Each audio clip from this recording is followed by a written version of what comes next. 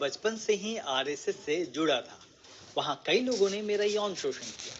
मेरे पिता ने 3 साल की उम्र में ही मुझे आरएसएस की शाखा में भेजना शुरू कर दिया था। पड़ोसी एनएम ने तभी मेरा बलात्कार किया। आरएसएस के आईटीसी ओटीसी कैंप में मेरा यौन शोषण हुआ। आरएसएस के लोग कई बच्चों का यौन शोषण करते हैं। सोशल मीडिया पर यह लिखने के बाद केरल के आईटी प्रोफेशनल आनंदू अजी ने आत्महत्या कर ली। आत्महत्या के पहले 26 साल के युवक के इन आरोपों से हंगामा मच गया है। जब संघ अपनी स्थापना के 100 साल का जश्न मना रहा है, युवक के आरोप से उसके दामन पर एक गहरा काला धब्बा लग गया है। मृतक कोट्टायम का रहने वाला था। युवक का शव 9 अक्टूबर को तिरुवनंतपुरम के थम्पानूर में एक लॉज से मिला।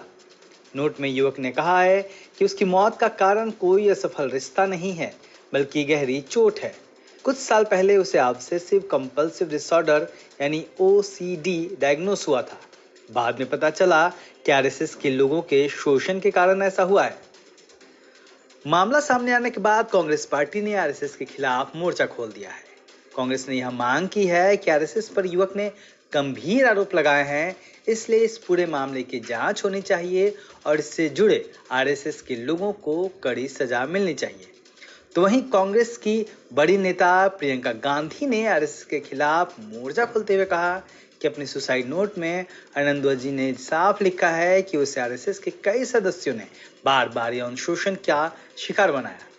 उसने साफ तौर पर कहा कि वह अकेला नहीं था और आरएसएस शिविरों में यह कृत्य बड़े पैमाने पर हो रहा है। अगर यह सच है तो यह बेहद भयावह है। मामला सामने आने के बाद आम जनता ने भी आरएसएस के खिलाफ मोर्चा खोल दिया है और सोशल मीडिया पर इस मुद्दे को लेकर जमकर बहस शुरू हो गई है। वेद प्रकाश विद्रोही नाम के एक सोशल मीडिया हैंडल पर लिखा गया है कि केरल के अंदर लेफ्ट की सरकार है, उसे इस मामले की जांच करनी चाहिए। उसे रोक कौन रहा है? और यदि केरल सरकार इसकी निष्पक्ष स्वतंत्र जांच नहीं करती है तो इसका मतलब यह है कि केरल की लेफ्ट सरकार केंद्र की मोदी भाजपा संघ सरकार के दबाव में काम कर रही है। कुल मिलाकर इस मामले ने एक बड़ा बवाल तो खड़ा कर ही दिया है। अब देखना होगा कि आरएसएस इसको लेकर क्या प्रतिक्रिया देता है और केरल सरकार इस दिशा में किस तरह आगे बढ़ती है और आरोपियों को कटघरे में लेकर आती है।